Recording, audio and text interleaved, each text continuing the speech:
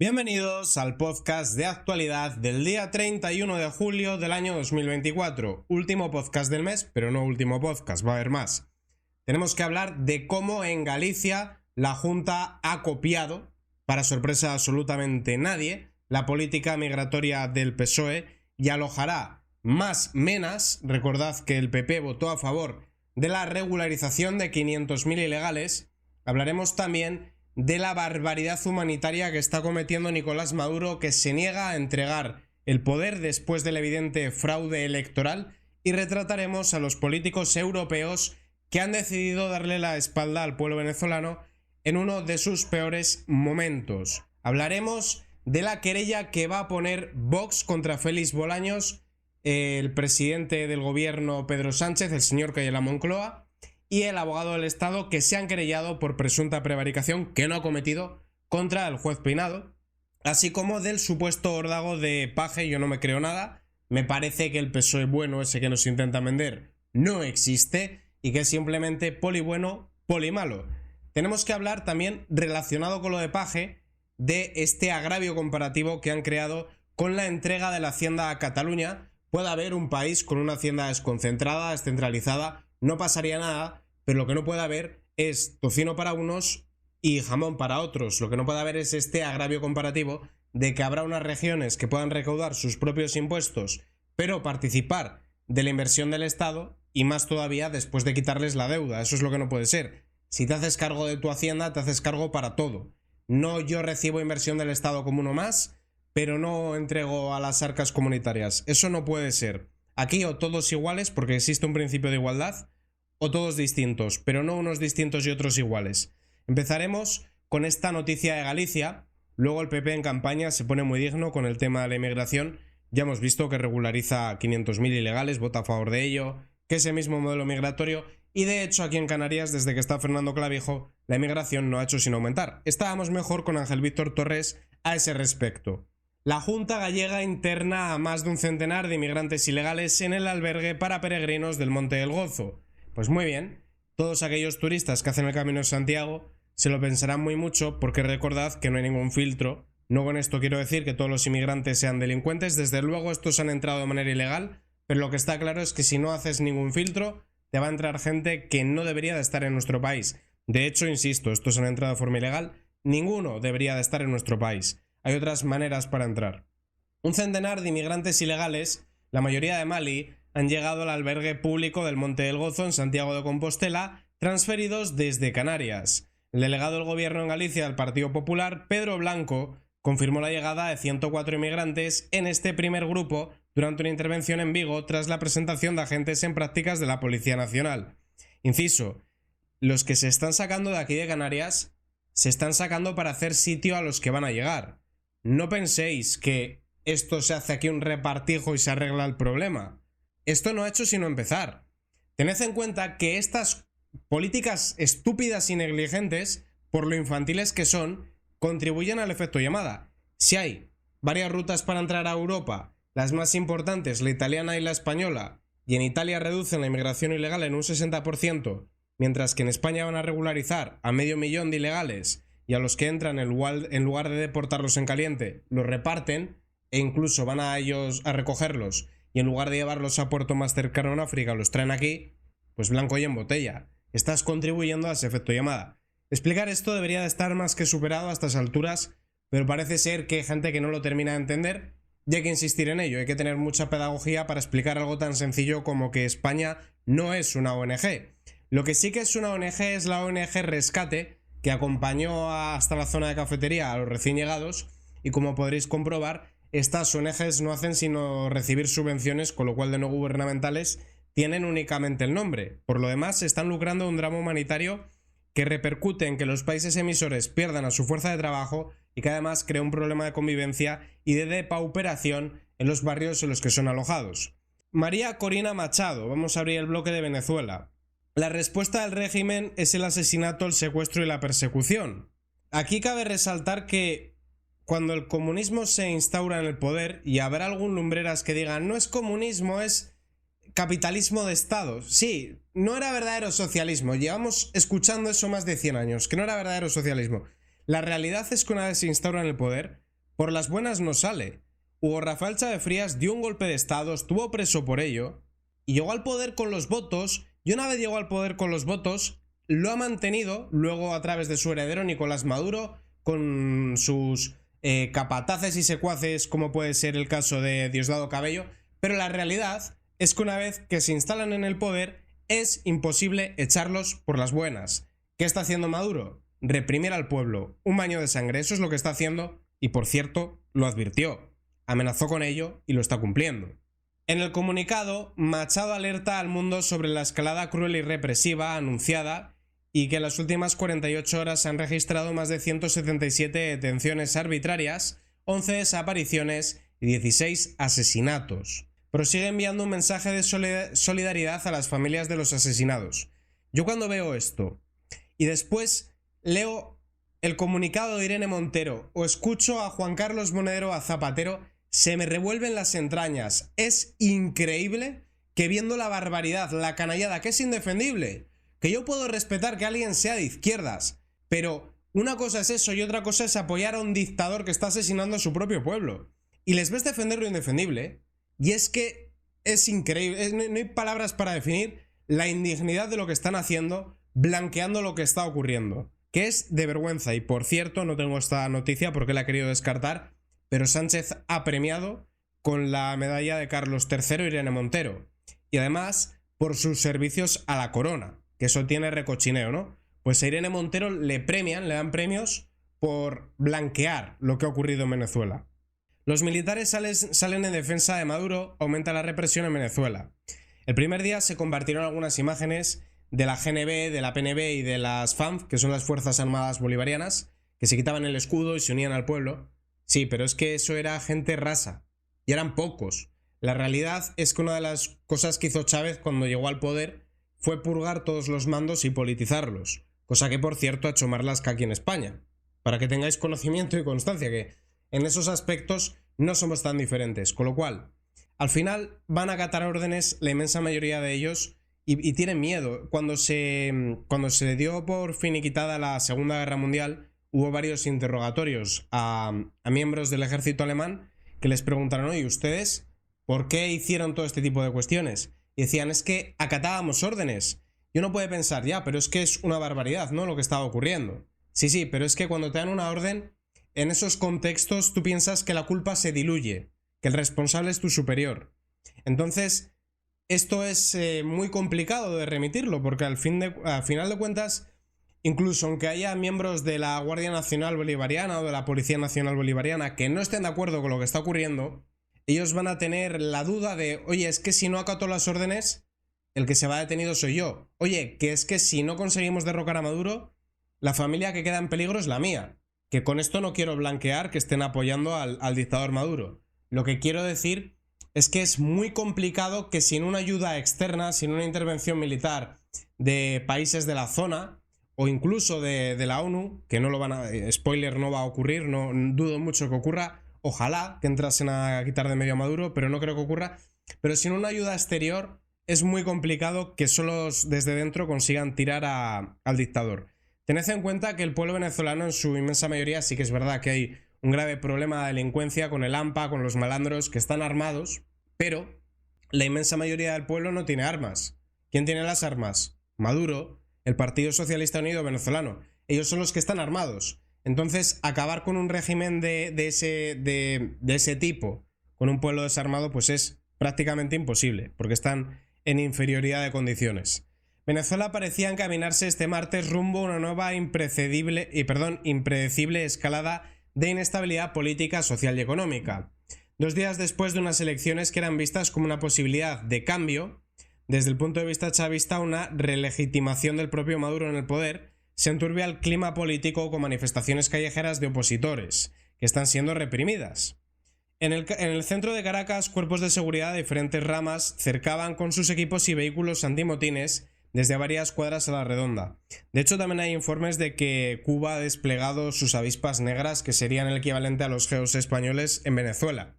Y no solo Cuba, es que está también ahí el régimen de Irán, China, Rusia, que aquí hay varios intereses geopolíticos en mantener a Maduro en el poder, para desgracia del pueblo venezolano.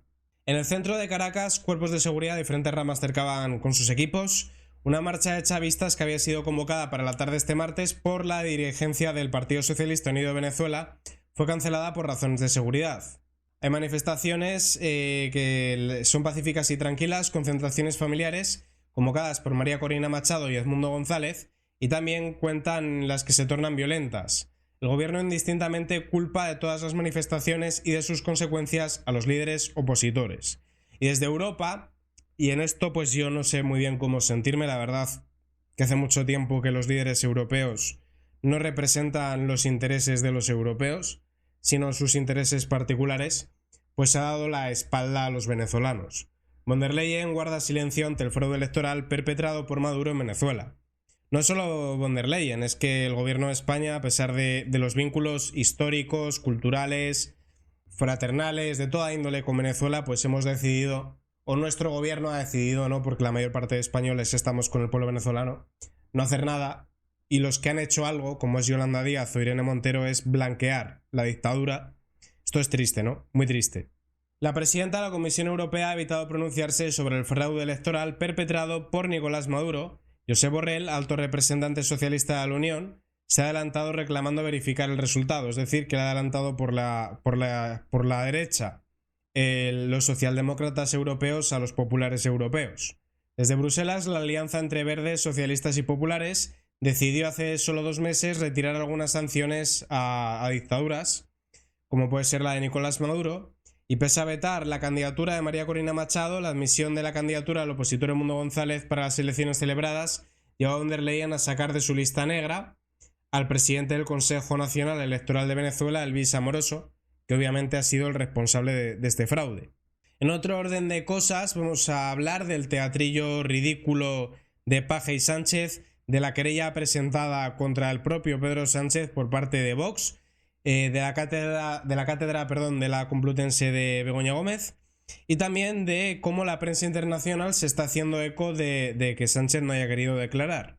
Vox se querella contra Sánchez, Félix Bolaños y el abogado general del Estado. Aquí hay que decir que va a ser complicado que esto prospere, habida cuenta de que la teniente fiscal de la Sala 2 del Supremo es la señora Conde, protegida, María Ángeles Conde, no, la protegida de Cándido Conde Pumpido. Yo perdón por ser pesado, es un hombre que lo he mencionado varias veces. En España la separación de poderes brilla por su ausencia. Yo no voy a decir que los jueces no sean eficientes.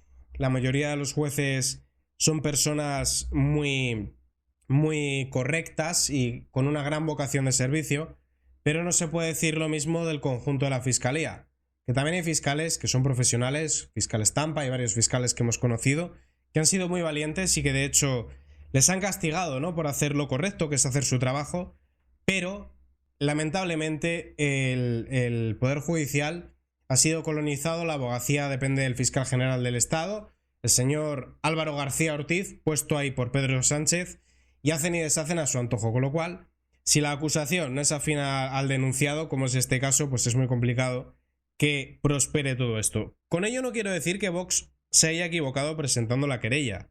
Tú tienes que abordar todas las vías, no hay que dejar ninguna al aire. Esto y lo dije yo con las manifestaciones frente a Ferraz. Hay que llevar las manifestaciones ante Ferraz, hay que llevar la amnistía a Europa, hay que bloquearla en el Senado y hay que llevarla ante el Constitucional. Y si fracasa una de las vías, da igual, tú tienes que abordar todas porque no sabes, y más en una situación de inferioridad, porque el gobierno lo tiene Sánchez, no sabes qué vía te puede resultar o incluso que pueda haber sinergias entre varias vías. Las manifestaciones contribuyen a meter presión, ya que a nivel internacional se enteren de lo que ocurre. ¿Lo llevarlo a Europa? Sí, bueno, que al final los asuntos españoles dependen de la Fiscalía Europea. Los asuntos españoles dependen de un fiscal puesto por el PSOE. Es la realidad. Pero ya lo llevas allí y haces ruido, aunque luego no quede nada. Y esto es lo mismo. ¿Que no va a servir de nada? Bueno, pero ya de momento la ciudadanía dice, oye, ¿por qué habrán denunciado, no? ¿Qué ha pasado aquí? Y ya dicen, mira, que es que están intentando silenciar al juez acusándole de prevaricación por investigar a su mujer. Que están empleando la abogacía del Estado para el interés personal de ellos.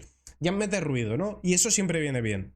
Al margen de que no se le vaya a condenar, que ojalá, por supuesto yo quiero que se condene a Sánchez, nada me haría más feliz que verlo sentado en un banquillo siendo condenado, pero lo cierto es que es complicado. Pero no por ello está mal hecho, ¿eh? Ojo que yo Felicito esta acción. Vox ha anunciado este miércoles una querella contra el presidente del gobierno, Félix Bolaños, y el abogado general del Estado. El partido de Santiago Abascal, que participa como acusación popular en la investigación a Begoña, responde así a la querella por prevaricación. Vox sigue sacando músculo en los tribunales y mueve una nueva ficha en su ofensiva contra Sánchez. Ya os preguntaréis que por qué el PP no está presente en esta acusación. Bueno, ya lo hemos comentado otras veces, sí. Está claro que el principal partido de la oposición, y el único, prácticamente es Vox. Jorge Buxade, coordinador jurídico de Vox, junto a la letrada Marta Castro, que lleva la acusación, explica en una entrevista para El Confidencial que la querella por prevaricación contra Peinado es una barbaridad jurídica y política, un testigo querellándose contra un juez porque le llama a declarar de acuerdo con la ley. Y continuando, la prensa internacional reacciona a la no declaración de Sánchez y a su querella contra el juez.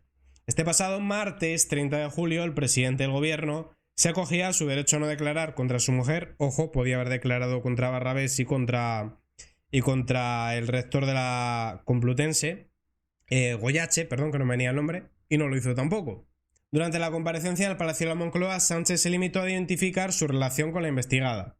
Posteriormente se dio a conocer que el jefe del Ejecutivo había decidido presentar una querella contra el juez, que ya la tenía presentada desde el día 18, creo. Lo que pasa que la prensa se hizo eco. Bueno, la tenían ya preparada y esperaron para montar el pollo y desviar la atención de su nueva declaración.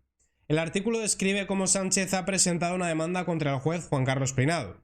Y bueno, como podemos ver, la prensa internacional está cubriendo esta noticia. En otro orden de cosas, ¿por qué la querella de Sánchez contra el juez no tendrá recorrido? Escribe María Jamardo para El Debate: tan solo unos minutos después de conocerse la negativa, se conoció la querella, Sánchez se querellaba como presidente del gobierno. Un matiz que de entrada para los expertos supone una incongruencia, ya que el escrito presentado distingue entre la institución, entendiéndose agraviada, la misma por parte de quien la dirige, por el delito presuntamente cometido por el juez. Además, se da la circunstancia de que lo que se discute en todo momento en la querella es la negativa del juez a aceptar la fórmula de declaración escrita. Sánchez no fue reclamado en dicho contexto, sino como cónyuge de Gómez. Luego el juez está habilitado para denegarlo, como en realidad hicieron dos magistrados, Peinado y su sustituto, con lo cual no habría cometido ninguna irregularidad el propio juez. Luego que el objeto de la querella sea el diferente modo en el que se le pudo tomar declaración como testigo, y se puede estar de acuerdo o no con la decisión del juez o incluso recurrirla, pero no poner una querella por prevaricación. Sánchez tilda de bochornoso y patético el caso Begoña y rechaza dar explicaciones. Bueno, voy a resumir todas las barbaridades de este señor. Tenía acciones en una empresa que cerraba contratos con el gobierno. En el Africa Center era financiada a través de Wakalua mientras mantenía reuniones con Hidalgo y de Aldama salpicados por el caso PSOE de la compraventa de material sanitario, y la estaban financiando a través de Wakalua su actividad. Tuvo negocios con 11 ministerios, le crearon un máster ad hoc reconocido por el vicerrector, hay que crearle un máster a Begoña.